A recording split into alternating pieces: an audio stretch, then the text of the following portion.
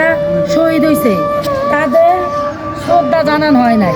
আমরা এত জনম যুগকে যুগ আজকে 54 বছর হয়েছে, কোনোদিন আমরা দেখি নাই এই ইতিহাস, আমরা দেখি নাই শহীদ মিনারের এই দৃশ্য।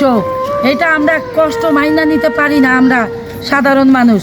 হ্যাঁ, তাইলে আজকে এগুলি কি দেখতেছি বাংলাদেশে, 54 বছর হয়েছে বাংলাদেশে, কোনোদিন আমরা এটা দেখি নাই, আজকে দেখতেছি এটা কেন? খালা, আমি যে দেখতাম আগে 21শে ফেব্রুয়ারি হলে সকালবেলা মানুষ ফুল দিতে আসতো, এখন মানুষের কোনো আনাগুনাই নাই, কারণটা কি? কারণটা কি? মানুষ সারা জীবন 54 বছর দেখছি ফজরের আজান দিলে নামাজ পড়ে মানুষ ফুল দিতে পারিয়া যেত শহীদদের শ্রদ্ধা জানাইতে। আজকে এখানে কোনো শ্রদ্ধা জানানো হয় একজন সাধারণ ব্যক্তি। আপনারা দেখেন, আপনারা সারা দেশে আপনারা এটা করে তুলে ধরেন যে কেন এরকম অনিয়ম কেন হয়েছে।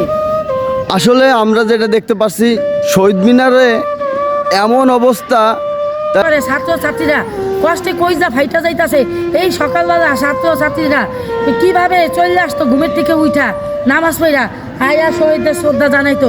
তাহলে আমাদের বাচ্চারা নতুন প্রজন্মে কি শিখবো, কি জানবো ইতিহাস?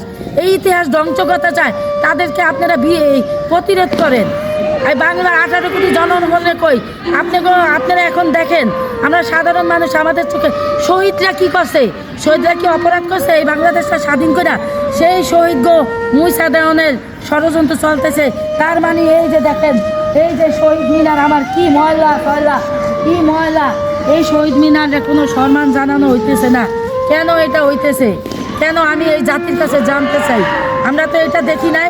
আমরা 94-তে 93-তে বেগম খালেদা জিয়া ছিল তখন, হ্যাঁ এই দেশে, তখনকার তো আমরা শহীদ মিনারে ফুল দিছে আমগো বাচ্চারা, আমরাও বাচ্চা ছিলাম, আমরা ফুল দিছি, শহীদ মিনারে শ্রদ্ধা জানাইছি। তারপরে খিচুড়ি রাঁধতো, উনি বাচ্চারা আনন্দ উৎসব করে খাইতো। সেই দিনগুলি কই আমরা? আমাদের সেই দিনগুলি কই? আমাদের তো এখন দুঃখে কইটা ফাইটা যাইতেছে, সেই দিনগুলি আমরা পাইতেছি না। তাহলে আমাদের বাচ্চারা সেই দিনগুলির থেকে বঞ্চিত হইতেছে। আমাদের বাচ্চারা কি স্বাধীন করলো দেশ, কি স্বাধীন করলো? আপনারা দেখেন এইভাবে সারা বাংলাদেশ এইভাবে ষড়যন্ত্র চলতে আছে, এইভাবে শহীদকে অস্বীকার করতেছে। ধন্যবাদ আন্টি, আপনাকে অনেক অনেক ধন্যবাদ। আপনি যে শহীদদেরকে মনে রাখছেন এই কারণে আপনাকে অসংখ্য ধন্যবাদ।